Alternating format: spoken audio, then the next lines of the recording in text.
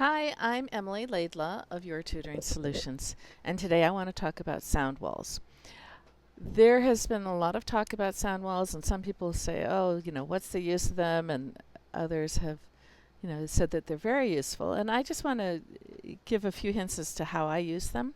And I think of sound walls like a tool, and as in any tool, you have to know how to use it for it to be effective. I have a bunch of saws. I do actually have done construction in my life. And if you don't use it properly, you're not going to get the benefit of it. If you don't know how to use it, you're not going to be effective. When we have a tool, we have to know how to use it. We have to use it efficiently and effectively. And then it can be so powerful. So this is a tool. Let me show you how I work with sound walls. And I'm going to show you mostly with the Vowel Valley, because after about the initial instruction, I find that the most use is with the vowels, but we can talk about the consonants too at the end.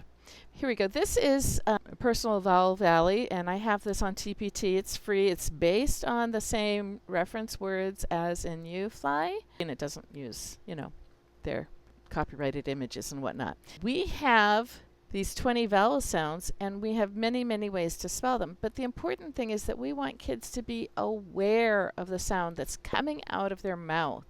And when we connect what their mouth is doing to what they see and what they hear and what they write, we've got a very strong connection. And we know that to orthographically map, we want to connect the sound, the symbol or spelling, and the meaning. So this is one way that we can help make that connection. What I do here in our Vowel Valley is, as we are building the valley, we put the graphemes under the correct phoneme. Now, in the getting ready lessons of UFly, it goes over the sounds. And what I do is, every time I want to reference the valley, or just about every time, I will reference all the sounds and let the kids tell me what sound we're talking about. And the reason I do this is that I have seen so many 5th graders, 8th graders, whatever, who can say, I have absolutely no idea what that sound is, because they're not aware of the sounds of English. So we want to give them that strong connection to the sounds in English. I mean, I had one boy who'll say the words music. What's the first sound? What's the next sound? I have absolutely no idea what I'm saying. And they are not aware that the sound is U, and that is a phoneme that we have in English. So we want to give them that so that everyone's secure. So when I go to use this and we're going to introduce a sound, I'll say, whatever the sound is. Let's see if we can find it. Let's go through this. E, I, A, I, ah, O, ooh, you. And I always stumble over here because I have the cot merger, where I say ah like octopus the same as ah like awning, and I know other people say it differently, and I can hear when other people say it differently, but I have a very difficult time getting it to sound different for me, so I stumble. In any case, and I will go through the sounds and say, okay, what sound was it? And then oi, ow, r, or. And if we're going to put out the sound, I say, okay, let's find it. Ready? E, A, I, O, ooh, you. And I was like, oh, wait. And the kids will stop and say, yeah, there it is. It was this one. Oh, that's right. It's like book. That's our sound. And let's talk about it. People have talked about mouth pictures. Is that helpful? Is it not helpful? Is there research behind it? And there hasn't been a whole lot of research as to whether the mouth picture is helpful. Is it distracting? Whatnot. I would say that from what I've experienced is that the very youngest kids all need to learn what your mouth is doing. They need to make that connection. If the pictures help them connect, fine. If it doesn't help them connect, okay. But whether or not they connect it with the picture, I want them to connect it with my mouth. And I'd be like, okay, watch me. E, A, I, ah. What happened to my mouth as I was saying those? And we'd go down then and it's like, oh, did you notice my mouth went from wide and kind of close, my lips close together, and then my lips kept getting more and more open. Watch me again. E, I, ah. And when I got down to here, ah, my mouth was really open. But now as I go back up to the other side, and I'm probably going to stumble again, ah, at the bottom, ah, o, ooh, you. I think I got it that time. Did I make it sound different? In any case, they will notice that down at the base of this valley, my mouth is big and open, ah, and then when I went up, my mouth kept getting more and more tight till I got to the ooh or you, where my mouth is very tight.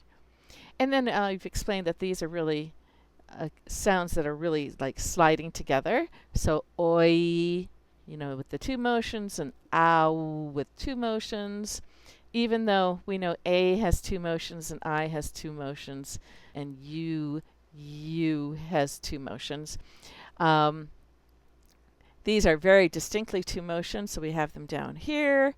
And these all have the R sound with R, or. But I want them to notice what's happening with my mouth. And the reason that's helpful is that they can think about what is their mouth doing when they're making this sound, and it helps them find the sound. So when kids go to spell a word, and kids in kindergarten, they want to write words. They're told to write a little something on their page, illustrate your picture, or finish the sentence, and they want to use words that they've not learned. And if we give them that awareness of the sounds, it helps them. So if the kids like drawing a picture and they want to write my house, we haven't taught them the OU says ow here, but it's like, okay, they want to say, how do you spell house? And we'll say, okay, let's find that sound. We know that one. Ow. Okay, let's find it. E, a.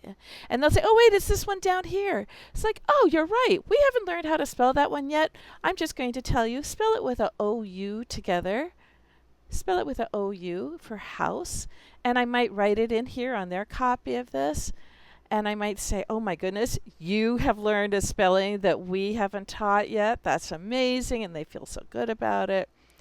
And they're spelling a sound. So it gets that connection from the sound to the symbol, which reinforces what we need in order to promote orthographic mapping and help our students become proficient.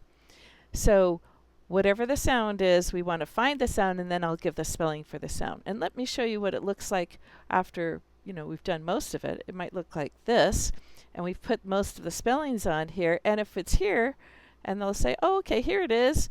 Oh, I have two spellings, and then we can say, okay, the OW is usually for the end of the word, and OU is never at the end. So in the word house, let's pick the OU. But whatever it is, we can connect from the sound to the symbol to the meaning and get that three-way connection and help develop that the sub-skills that are necessary for orthographic mapping. All right. So for my youngest kids, I do use the Valley with the pictures, and it helps them remember, okay, what's your mouth doing when you say that sound? Is it wide? And they'll say, oh, no, it's over on this side. I know my mouth is narrow. Okay, which sound is it? And they'll say, oh, it's this one. And they'll say, okay, what spelling do you want to choose? And we can talk about where we use this specific spellings, and maybe it's been introduced, but, kids, they forget. And I'll say, well, okay, remember, we don't use that one at the end. We don't end a word with that U. So that one goes not at the end of a word and whatnot. And, which one's more common and which one's less common, etc. This is for kids who are learning, like with UFly or with a program, and they're at the beginning stages. I find that for students that are second grade and not beginning students, they've memorized sight words, they've done things, or definitely third, fourth grade on up, my kids prefer to use reference words. We know, we've seen the Stroop effect videos.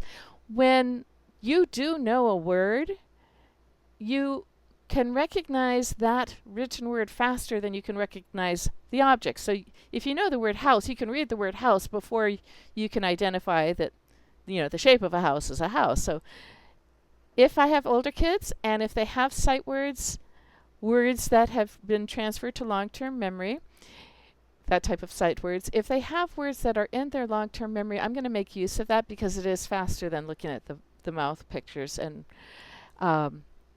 so I try to pick for the students words that they know. They know, and those are our reference words. And if they don't know a word, then I try to pick a word that they do know for it. And for these, I would start out with saying, okay, the word is me. What's the sound? It's E. And have them read the word. The word is it. Okay, what's the sound in that? It's I. And the word is ate.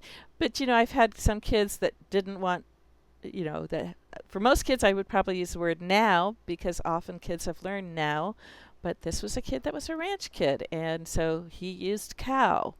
But I can change out these reference words to be words that the students are very familiar with, and then they do the same thing. They'll sit there and say E, I, ah, and this was a student that had the merger as I do, so they didn't hear the difference at all. So we merged these together with the ah, aw.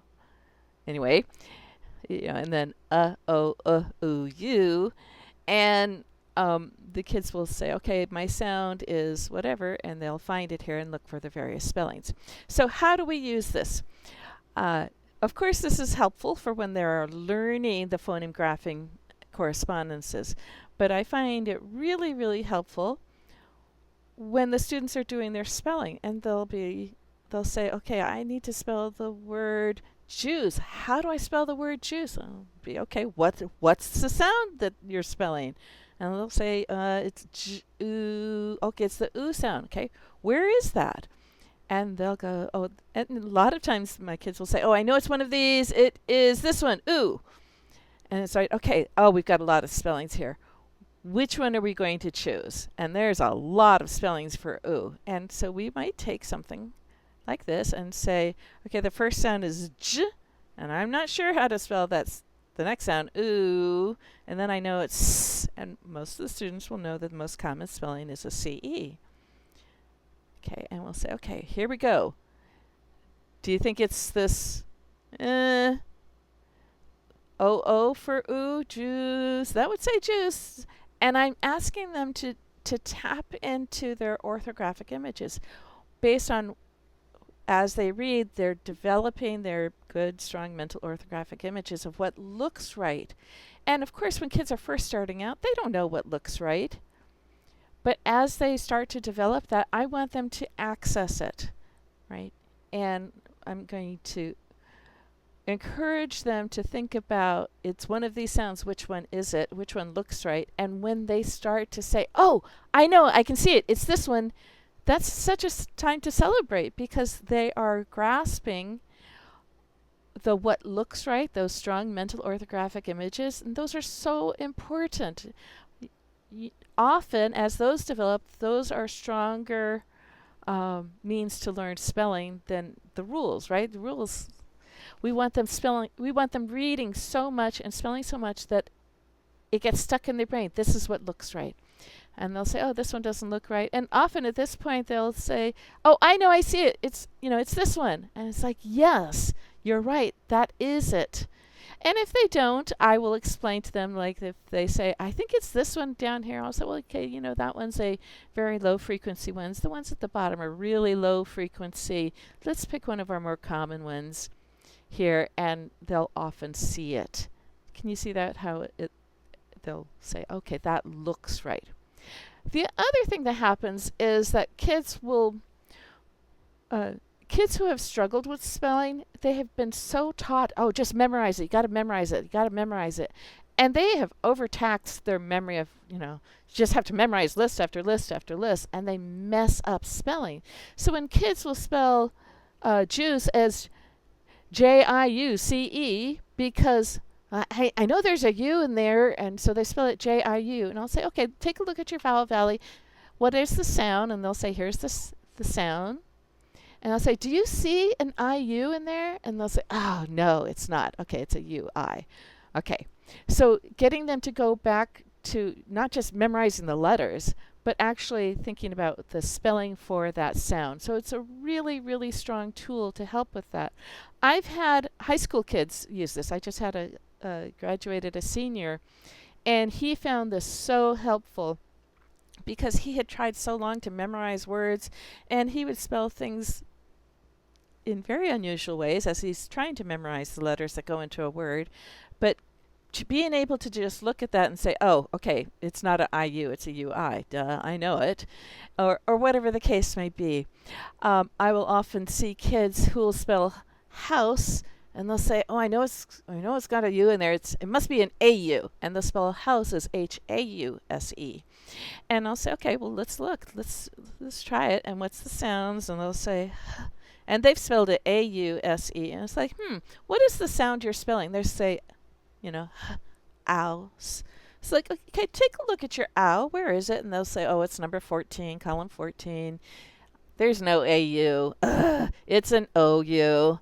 I say, right. So kids who make those common errors because they're trying to remember the letters can use a vowel valley so well to help reinforce that sound to symbol to meaning, connection, and move words more quickly into long-term memory, which is what we want.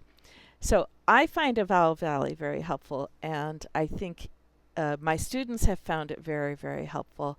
With my older students, I do shift from mouth pictures, to target words because we know that we've seen the Stroop effect. We know kids, if they know a word, they know it. And they're going to recognize that word before they recognize what their mouth is doing. Although we have talked about what their mouth is doing, they will recognize the word when they go to look for spellings for that sound. Anyway, the other thing that I've done a little differently is on my You Fly Aligned page here, I do have the schwa sound here.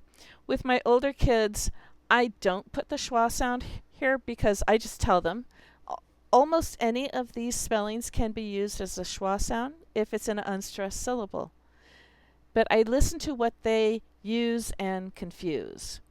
For instance, I know that AI here in the word certain or again is a schwa sound, but when I see my kids spell again as AGEN, because they're trying to spell the sound, they say and they're hearing themselves say I will put it here even though I know that this is technically the schwa sound. Or if my student says again, and that's the way they say it in their regional dialect, I would put the AI under the column. So I think about what do they use and confuse and how is it helpful to them, so that when they say again and they're saying I'm saying and I don't see, these are my choices. I will say, I'll put the AI under there and say, okay, you're saying it's technically the schwa sound, but we're going to spell it with the AI, okay? And I would have that there. So I do adjust these for my students to help make it more useful for them and how they say the words, what they use and what they confuse. Another way that I use the vowel valley to help with spelling is I want kids to see related words. And it will teach them that related words have related spelling. So for example, one that comes up often is the word heal and health. So kids will go to spell health or healthy, and they will spell it as, okay, here we go. I've got health. I say, okay, I see that you're spelling the sounds.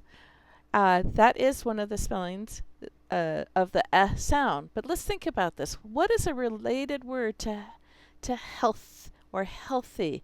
Where does this come from? And I will guide them to say, well, the related, sometimes they don't see it right away, so I will say it. If you want to have good health, I have to heal you, or the doctor, or something. You have to be healed. Heal and health are related words.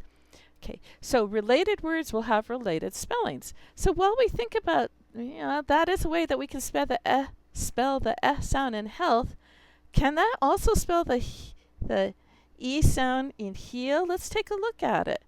So I have eel. No. Definitely not. No. Nope. let's see. So let's take a look. I'm going to get rid of this. And let's take a look and see which spelling can be used for both the E in heal and the and health. So where's the E sound? And I'll say column 1. Oh my goodness, so many spellings. And where's the sound? Oh, not too many spellings there. So you think it's the E sound, the E spelling for health, but could that also spell heal? Nope, don't even say it. Okay, is there another spelling? Oh, look, that one's really common. Health. Yeah, maybe. And does that also spell E for heal? Yes, it does. So when there is a pair of related words where one says one says E, they can say, oh, I know it's an EEA. And I had a student the other day who came up and he was spelling heavy. And he says, is there a base word for heavy? I said, well, actually, it's heave. Like, I'm going to heave this thing. It's because it's so heavy. He says, oh, I got it. It's an EA. I was like, yes, thank you very much. And so when they see that related words have related spellings, this helps. And this helps them see the relationship between the sound E and E. Okay, it's probably the EA. So using the layout of sounds and spellings, I find very helpful to get kids to see those relationships. And, I'll use it even further. For instance, I had a student today, he was trying to spell explain. And I would say, what's the base word? He's, I don't know. He's, okay, well, what's the prefix part that you've used a lot? And he'd say, oh, X, okay. So let's go to spell it. So the base, so we have explain, and so it has the prefix part, X, that means out of. And then he goes to spell plain. He said, but what does this have to do with a plane that flies? It's like, is there another plane that might have a better relationship? You want to just check? And he goes and he takes this. He goes and he takes it and he's like, okay, plane. Okay, it's one of these. Well, that's what I had, is what he said. And I don't know a relationship between explain and a plane that flies. Yeah. And he got here and he said, explain. Oh, like you're making it plain. Yes, exactly right. So that type of use where you get kids to use this as a tool to help them connect sounds, spellings, and meaning is so powerful. And that's what we want. We want to move kids to use whatever the tools that we have, the tools that are available to them, to help move words into long-term memory. With my older students, I rarely have to use a consonant chart.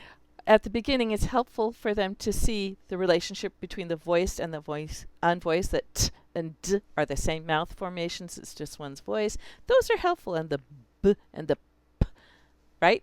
Same picture, just a slight difference, and help them see that is very, very helpful. But after about, second grade to third grade, the one that I find really helpful is the sh sound, and I'll just have my kids say, oh, I found another one, and it's like, okay, do you want to write it on your list?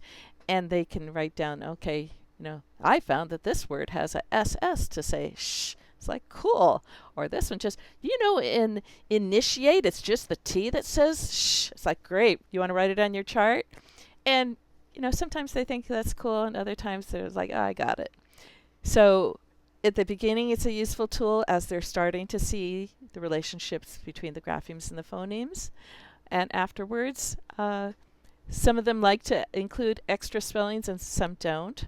I'm not going to insist if they're getting the concept necessarily, because there's too many to say you have to know all of them. We can't know all of them. We want to know enough that they can see these patterns going on and flex it and be able to read the words that are in front of them and understand the meaning of the words in front of them. So for that reason, I don't have all the spellings up here for all these vowel sounds. Like, I don't even have an O-U-G-H up here because it's too low frequency. I didn't bother. If they come across one that's not up here, I'll say, yeah, you know what?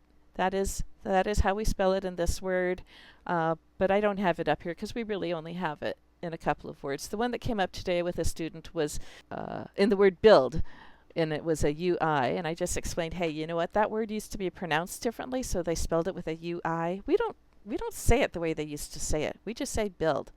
But I didn't put the UI here under the because it's only in a couple of words. So I didn't do that. If it's a low use, low frequency spelling, I didn't put it up there. I just tell them, hey, there are going to be others because we don't always pronounce things the way they were pronounced a long, long, long time ago. And this is a tool to help us with the main spellings for these phonemes. I hope that's helpful as an explanation, and you can see how powerful it can be and how you can use it. I see kids using this not just in your English language arts time, your phonics time, but in science or wherever, and they go to spell something and they can have it as a reference to say, okay, it's this. I have known that even my high school students have found it helpful as a reference. The other thing I give my students as a reference is they build out a grapheme to phoneme chart where they would list, for this grapheme, here are the possible phonemes, and using the words that they know, and that also is helpful. Anyway, vowel valleys, sound walls, this is my take on it. I hope it's helpful. If you have any questions, please let me know. Thank you for watching, and I hope that was helpful. If you need any further help, please visit me at emilylaidlawtutor.com or on my YouTube channel, Emily Laidlaw. Thank you.